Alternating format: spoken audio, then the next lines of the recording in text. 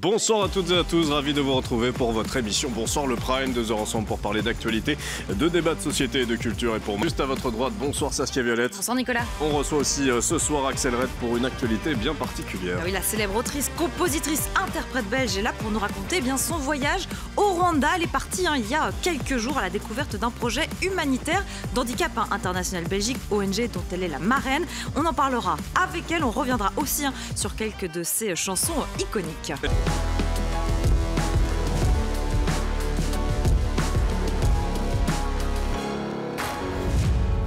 Et merci de nous suivre sur LN24. Saskia, pour cette deuxième heure de Bonsoir le Prime, on a le plaisir d'accueillir Axel Red. Ah oui, la célèbre autrice, compositrice, interprète belge est avec nous aujourd'hui.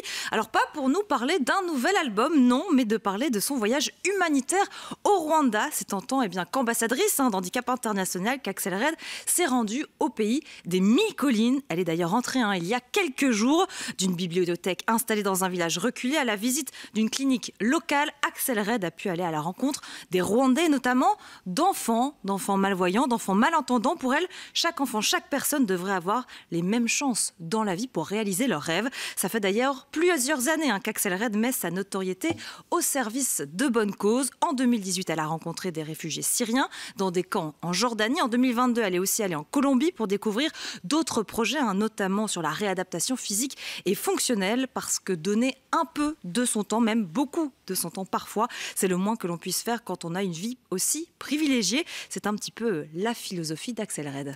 Et bonsoir Axel Red. Bonsoir. Vous allez bien? Je vais très très bien, merci. On est très heureux en tout cas de vous recevoir ce soir dans Bonsoir le Prime. Et ce n'est plus à prouver, mais c'est vrai que vous êtes une artiste au grand cœur. On va d'abord parler de votre voyage au Rwanda avec l'ONG Handicap International. Vous êtes d'ailleurs ambassadrice d'Handicap International depuis 2017, c'est ça? Pourquoi? Parce que Handicap International s'appelle aussi Humanity and Inclusion. Et on a beau être tous des êtres humains. Je veux dire, moi j'aimerais bien que tout le monde devienne humain. Et voilà, l'inclusion pour moi c'est le mot qui manque parfois. Encore plus aujourd'hui. Le mot partage, le mot... En fait, je me dis que quand tu regardes les royaumes des animaux, tout le monde... on peut dire que... En fait, il n'y a aucun animal qui a tout pour se défendre dans la vie. Mais ils ont tous quelque chose pour se défendre. Et nous, les êtres humains, il y en a quelques-uns qui décident qu'ils veulent tout pour se défendre, pour avoir tout en main. Et puis ils se disent, mais celui-là, je ne vais pas l'aider. Je prends toujours l'exemple de quelqu'un qui a besoin de lunettes.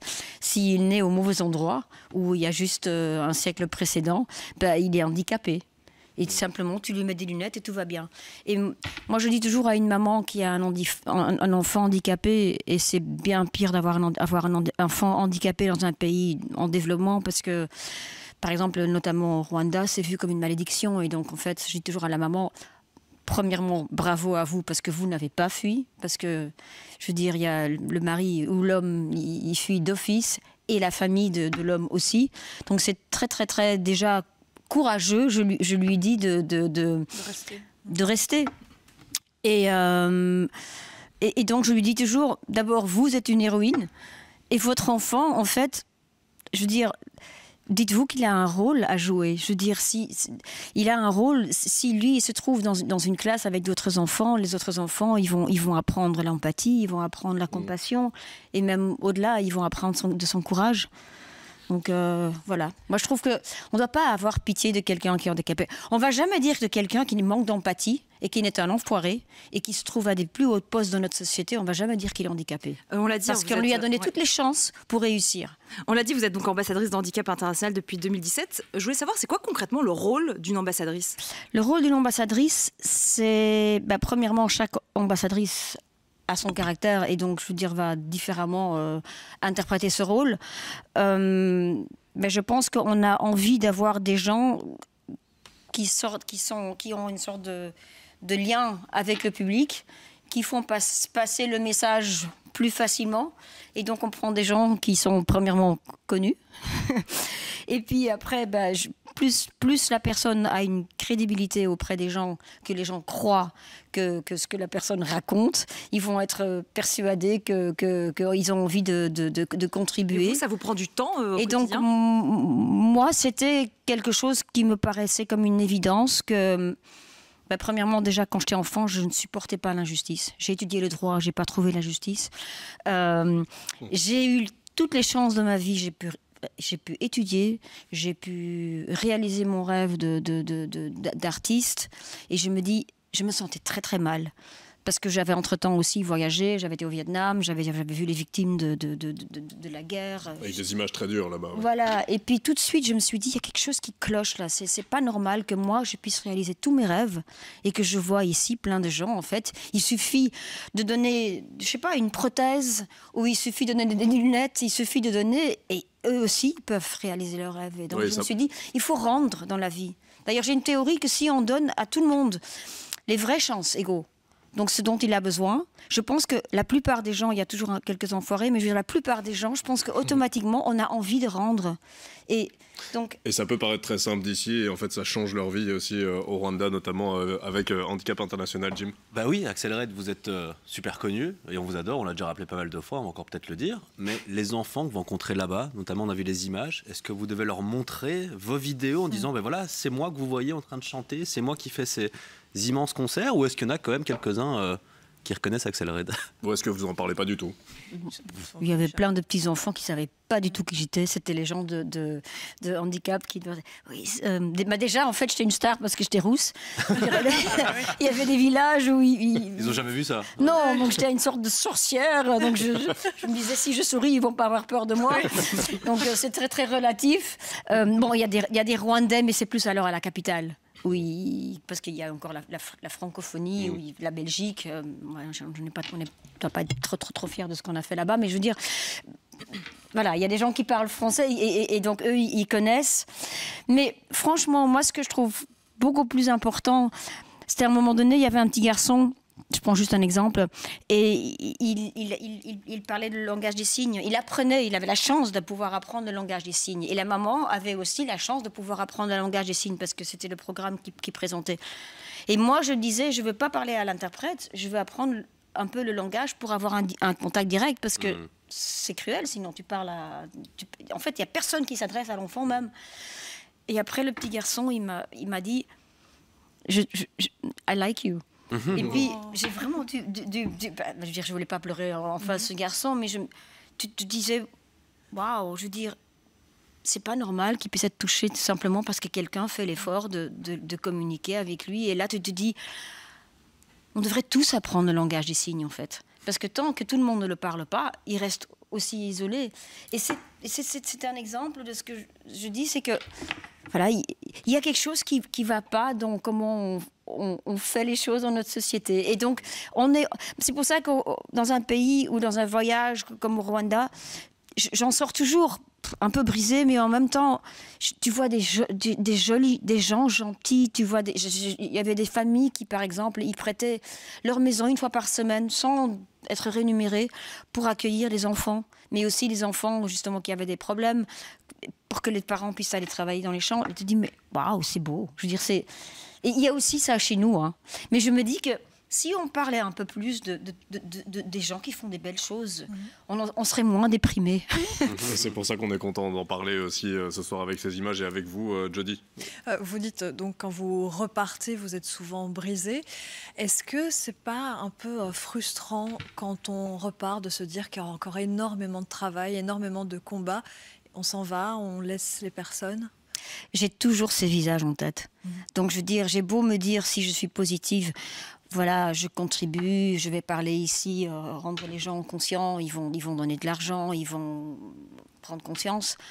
Mais j'ai pas pu aider cet enfant-là qui me raconte, oui, ma maman, elle est toute seule, elle n'a pas les moyens, et tu sens bien que le garçon, il pourrait vraiment poursuivre ses études. J'ai envie de... et oui, je peux l'aider de ma poche, mais je veux dire, c'est une personne. Donc mais bon, je me dis que, voilà, je fais déjà ça, j'essaye de convaincre les gens, et moi je crois vraiment dans les bonnes ondes. Je pense que on change le monde, c'est par des rayons. C'est comme quand je vois une personne ici qui fait quelque chose de tout simple, être gentil pour ton voisin, je sais pas, aider à...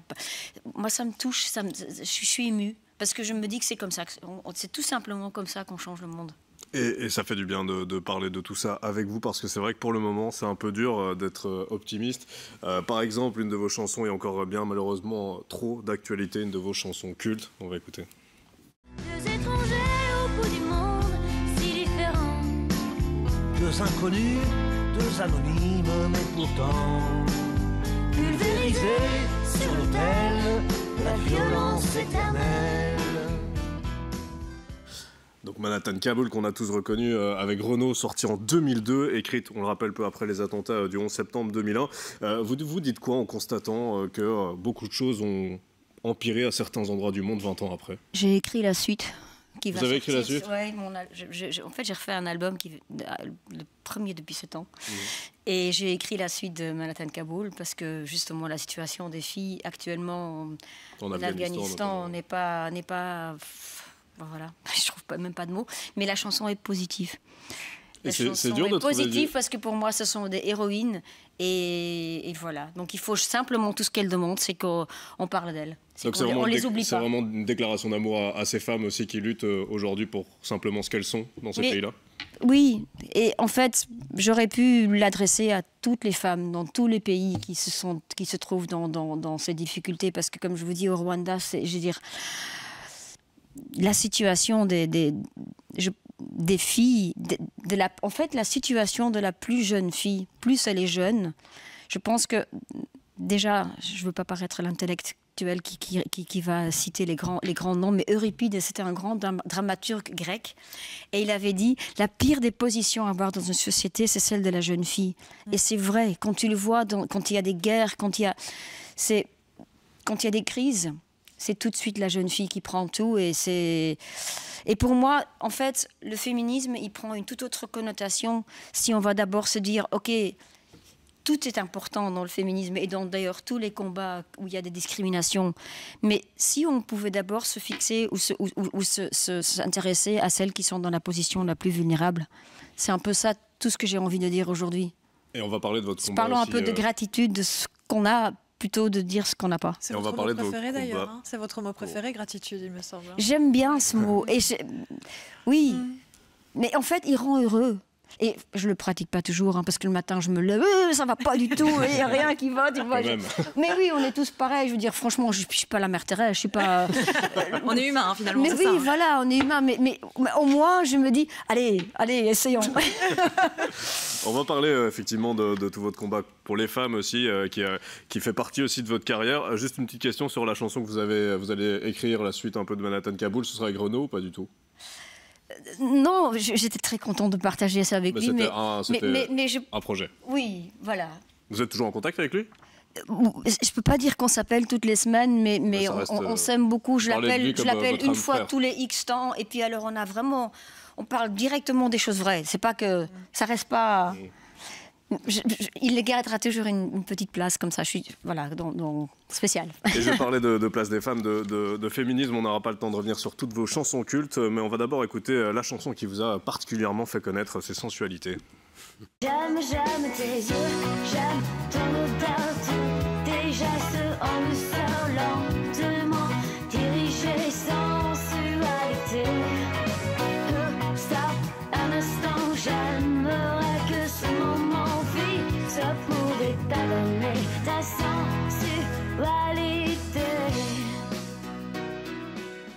Une femme qui assume son désir pour un homme, c'était un peu avant-gardiste à l'époque.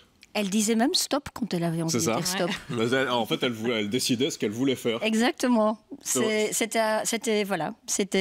avant le mouvement MeToo aussi, longtemps avant. Mais c'est vrai que c'est une chanson qui marquait un discours qu'on n'avait pas nécessairement à l'époque. Non, en fait, je veux dire, avant d'écrire une chanson, je réfléchis. J'ai en fait toute une vision de mon monde idéal. Et quand j'écris des chansons, je puise en fait dans ma boîte. Et après, ça peut être une chanson romantique, ça peut être une chanson fâchée, ça peut être. Mais tout tourne toujours autour de ce que j'ai comme idéal. Et je me rends compte qu'en fait, il n'a pas beaucoup évolué. Je rajoute toujours, comment dire, j'apprends, comme dans la vie, on apprend toujours.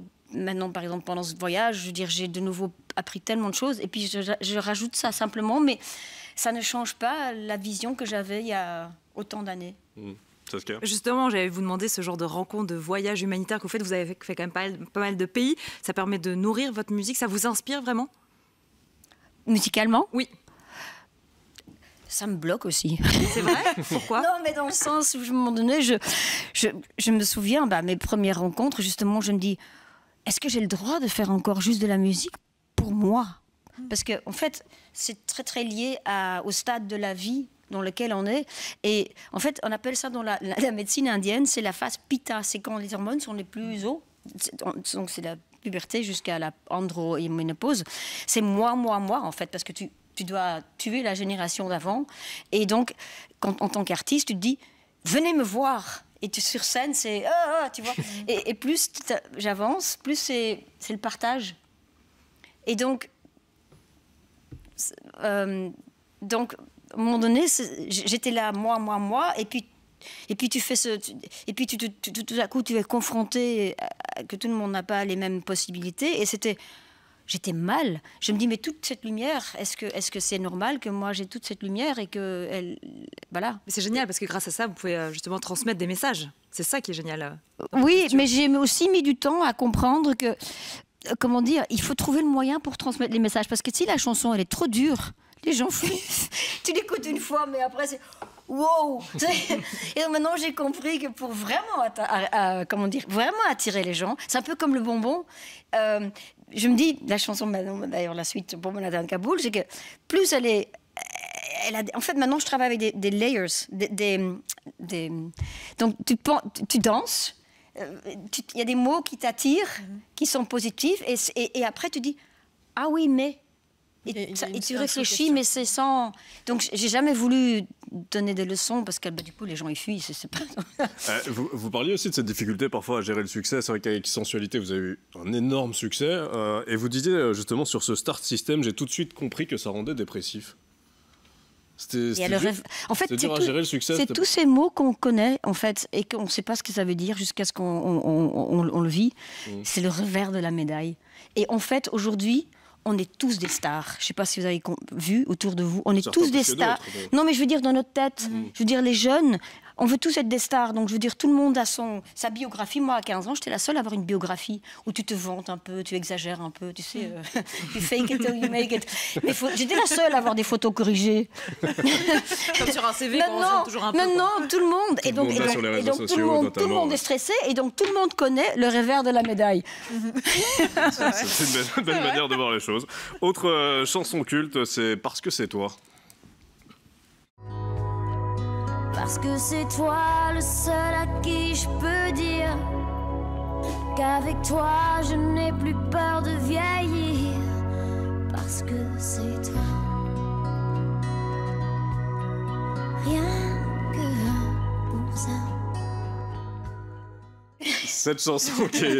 Je rigole parce qu'Alexel rigolait pendant sa chanson, mais cette chanson qui est une magnifique déclaration d'amour, chanson que vous avez écrite quand vous étiez à Montréal, c'est ça ? Ou à Québec en tout cas. Quand vous étiez amoureuse, non, je suis toujours amoureuse. Vous êtes toujours amoureuse d'ailleurs. Oui, d'ailleurs. Mais l'année d'après cette chanson, exactement pile poil un an après, j'ai écrit Je me fâche. Voilà. On comprend vos émotions via vos chansons. Jim. Pourquoi vous rigoliez là, justement ? Je rigole parce que chaque fois, parce qu'il y a 30 ans, j'ai écrit, ou je sais qu'il n'y a pas comme ça, parce que cette fois, j'ai plus peur de vieillir. Aujourd'hui, quand je chante, je fais toujours un peu. À l'époque, c'était quelque chose qui était vraiment très présent dans votre tête ? Non, mais c'est fou parce qu'en fait, on se rend compte, depuis qu'on est petit, dans chaque livre, dans chaque poème, tu rencontres le mot immortel, bain de jouvent, et tu dis, qu'est-ce qu'ils veulent dire avec ça ? L'empereur qui cherche la boisson pour dire éternellement. Pourquoi ? Je veux dire, et plus t'avances dans la vie, tu dis, ah ouais, Vous cherchez. Et donc, inconsciemment, je me suis fait à la réflexion, il y avait une chanson d'Adèle, et elle parlait de jeunes et de vieux, mais elle avait 20 ans. Mais donc, en fait, c'est dans notre subconscient que voilà. Donc vous cherchez la potion d'immortalité maintenant ? Mais en fait, je dis toujours que j'ai pas peur de vieillir, toujours pas. Mais Un peu plus qu'avant. Je préfère quand même Un pas peu plus trop. qu'avant. Cette chanson, J'ai pas encore trouvé la solution, quoi.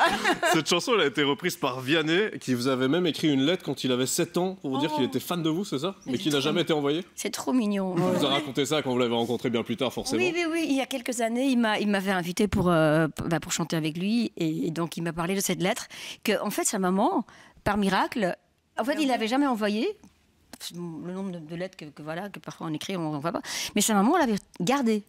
Et d'ailleurs, ils sont venus à deux, sa maman et lui, voir mon concert. C'était trop mignon. Et Vianney, il est justement, on voit le lien que je vais faire. Il est coach dans The Voice France. Et ça me fait une transition parfaite puisque vous êtes l'un des nouveaux visages de The Voice Belgique, la 12e saison. Vous avez accepté directement ou pas nécessairement?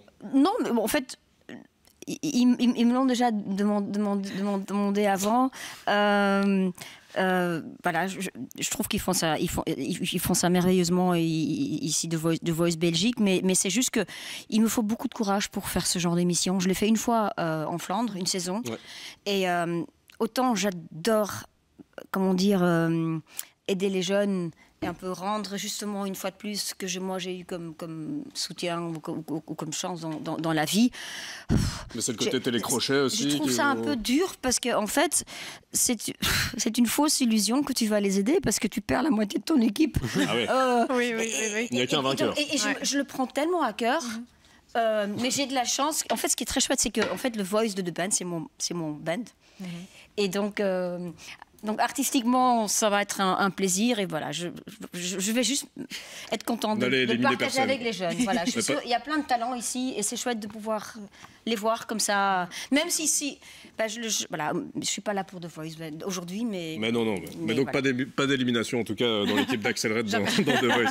Je voulais terminer avec une image. C'est vous au Stade de France pour la Coupe du Monde 98 avec Youssou N'Dour. Du monde de demain. Il t'appartient de faire un monde bien. C'est beau de voir un monde qui joue. Allez.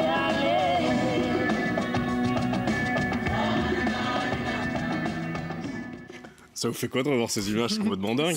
J'ai revu Youssou il y a 6 mois et c'est quelque chose de très très particulier. Je veux dire, c'est ce qu'on se dit. Je veux dire, on nous enlèverait jamais ça, quoi. On a chanté devant 8 milliards de personnes, bien qu'en Australie, on a mis la pute pendant qu'on chantait. Ma copine avait dit à tout le monde, ma copine passe, ils nous ont jamais vus.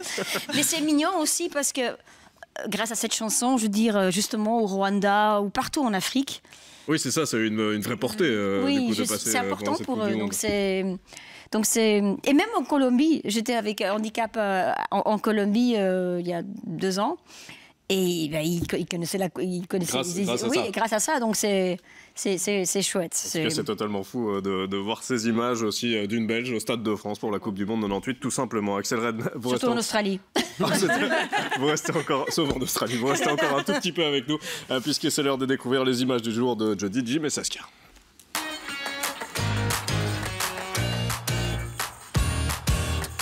Jody, on commence avec votre image du jour. Oui, mon image, c'est une perte aujourd'hui, celle de Paul Sulitzer, écrivain français et homme d'affaires. Il est décédé donc à l'âge de 78 ans à l'île Maurice où il résidait depuis plusieurs mois. Alors selon sa fille Olivia, il est décédé des suites d'un AVC à l'hôpital après avoir été hospitalisé à la suite d'une chute. Alors Sulitzer était et toujours aussi l'auteur à succès de thrillers politico-financiers avec plus de 40 millions de livres vendus dans le monde. Sa plume, elle mélangeait intrigue captivante, analyse du monde économique. Elle a marqué des générations de lecteurs.